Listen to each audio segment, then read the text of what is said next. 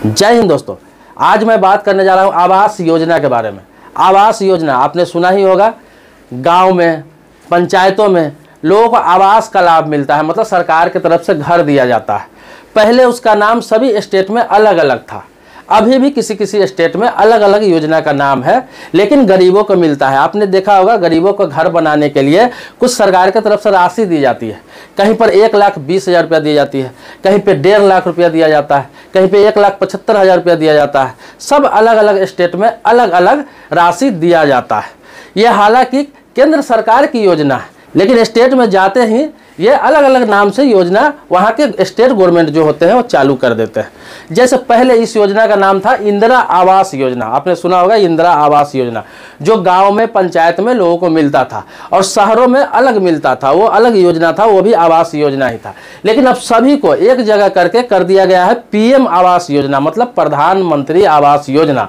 इसका लाभ भी अब सभी को मिल रहा है। अब अमीरों को भी मिल रहा है, गरीबों को भी मिल रहा है, लेकिन दोनों का तरीका बदल दिया गया है। पहले मैं बात करूंगा ग्राम पंचायत की, जो गांवों में मिलता है लोगों को आवास योजना, जिसे हम पीएम आवास योजना कहते हैं। तो उसमें क्या है, आप देखते होंगे बिहार में, उत्तर प्रदेश में, ऐसे ऐसे बहुत सारे स्टेट है, झारखंड हो गया, उत्तराखंड हो गया। इन सभी जगहों में घर बनाने के लिए पंचायतों में लोगों को 1,20,000 रुपया की राशि लगभग दी जाती है। इसके अलावा 12,000 रुपया अलग से दिया जाता है स्वच्छ भारत अभियान के तहत शौचालय बनाने के लिए। दोनों साथ में ही दिया जाता है, जो 2 या 3 किस्त में लोगों को दिया जाता है। अब मैं आपको बता दूं इस योजना का लाभ मिलता किसको है।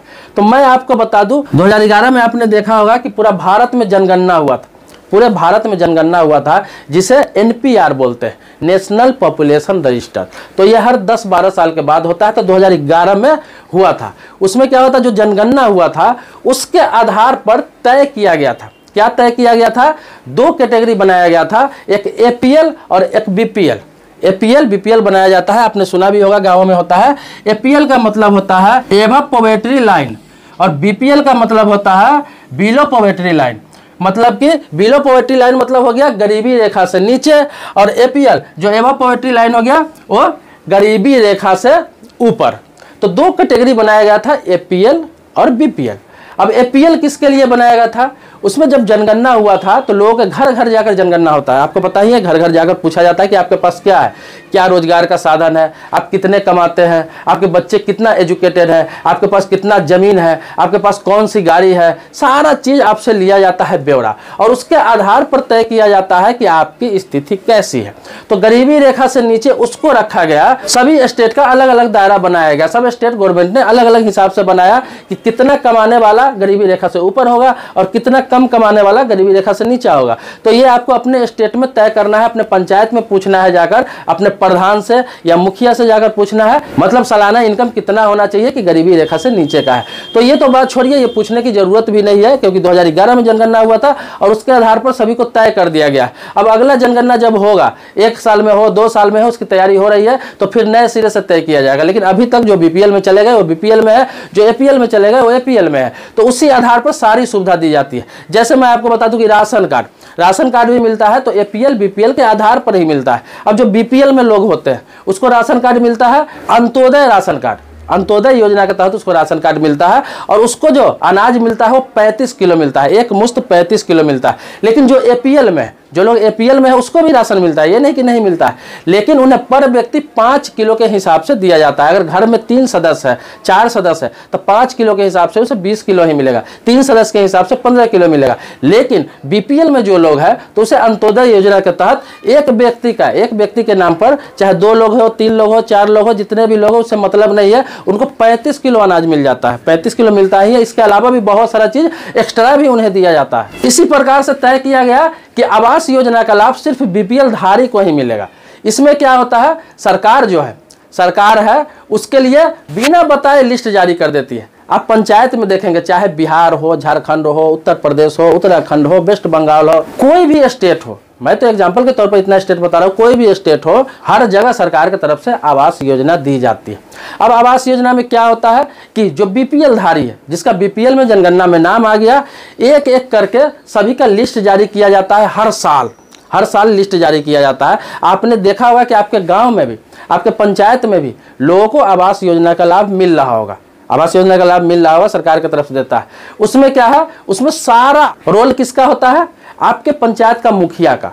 आप बिहार में है तो आपके पंचायत में मुखिया होता होगा, अगर उत्तर प्रदेश में है तो वहाँ प्रधान होता है। इसी प्रकार से सब स्टेट में अलग अलग होता है, कहीं सरपंच का पावर होता है तो कहीं प्रधान होता है, कहीं मुखिया का पावर होता है, कहीं सरपंच का पावर होता है, तो उनके हाथ में होता है। और उनके साथ जो सचिव होते हैं, जिसे पंचायत सचिव कहा जाता है, ग्राम सेवक कहा जाता है, वो सारा चीज़ का पास करते हैं। सारा पास करने का पावर उनके हाथ में होता है, फंड दिलाने का पावर उनके हाथ में होता है।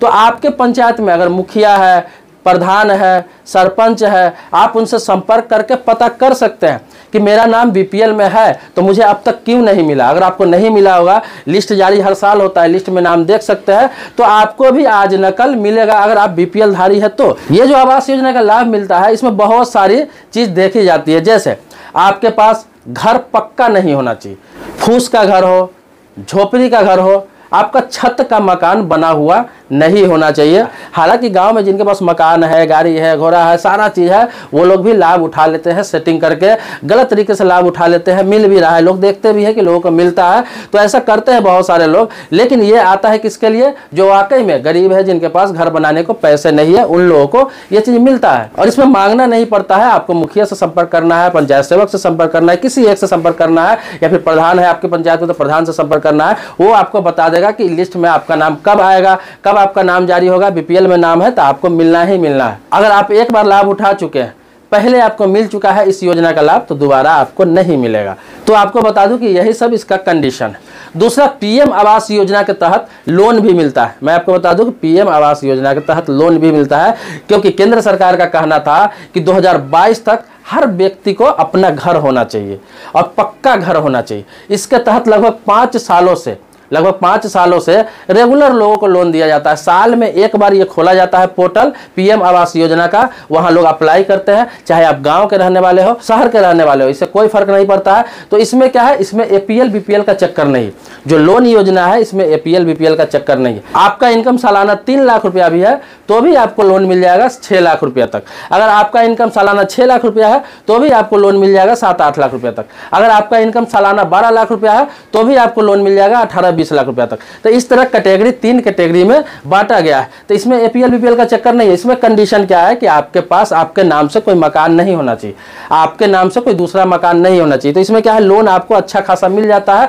और उसमें सब्सिडी के तौर पर अलग अलग तरीके से तीनों कैटेगरी का अलग अलग दिया जाता है। किसी में 2 लाख है, किसी में 2.5 लाख है, किसी में 5 लाख है। वो आपका कैटेगरी के हिसाब से देखा जाएगा कि आपका सालाना इनकम कितना है, उतना सब्सिडी दिया जाता है। मिला जुला कर अगर राउंड फिगर में मैं आपको बताऊं, पूरी बात तो समझाना अभी संभव नहीं है इतना छोटा वीडियो में, लेकिन राउंड फिगर में आपको बताऊं तो लगभग सालाना मात्र 2% से 3% ही आपको इंटरेस्ट देना है, महीने का नहीं।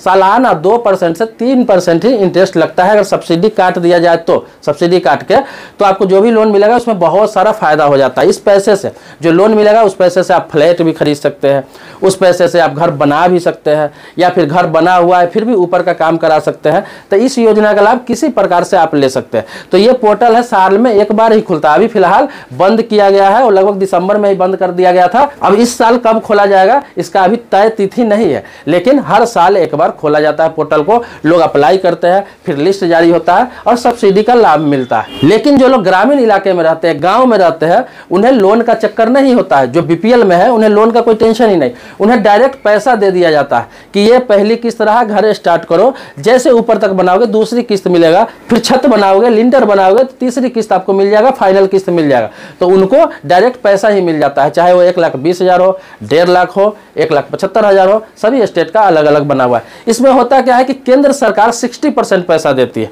60% पैसा केंद्र सरकार देती है, 40% पैसा स्टेट गवर्नमेंट देती है, मतलब राज्य सरकार देती है। दोनों मिला के बीपीएल धारी को मदद किया जाता है, उनको घर बनाने में सहयोग किया जाता है। हालांकि मैंने आपको बताया कि गांव में अधिकतर लोग जो संपन्न है वो लोग भी लाभ उठा ले जाते हैं सेटिंग करके, चाहे वो मुखिया से सेटिंग कर ले, पंचायत समिति से सेटिंग कर ले, ग्राम सेवक से सेटिंग कर ले, ऐसे करके लाभ उठा लेते हैं। गलत तरीके से भी लोग लाभ उठा लेते हैं और कोई कुछ बोल भी नहीं पाता है, क्योंकि इसमें क्या है, इसमें भी पैसों का खेल कभी कभी चलता है जो डिपार्टमेंट को मालूम नहीं है, सरकार को मालूम नहीं है। तो ये तो अंदरूनी बातें हैं जो सभी कोई को मालूम नहीं होता है, लोग जानते हैं फिर भी इसका विरोध नहीं करते हैं। इसके अलावा बीपीएल धारी को बहुत सारा लाभ मिलता है। मैंने आपको बताया कि सस्ता राशन तो मिलता ही अंत्योदय योजना की तरफ से, उसके अलावा स्कूलों में उनके बच्चों को एक्स्ट्रा लाभ दिया जाता है, मतलब छात्रवृत्ति में भी ज़्यादा पैसा दिया जाता है जो बीपीएल धारी होते हैं। इसके अलावा इंदिरा आवास, पीएम आवास, बहुत सारा आवास योजना में इनको लाभ मिलता है। इसके अलावा जहाँ भी कहीं भी जरूरत पड़े, कोई भी योजना आता है, चाहे आयुष्मान कार्ड योजना आता है, आपने सुना हुआ है हेल्थ के लिए बनता है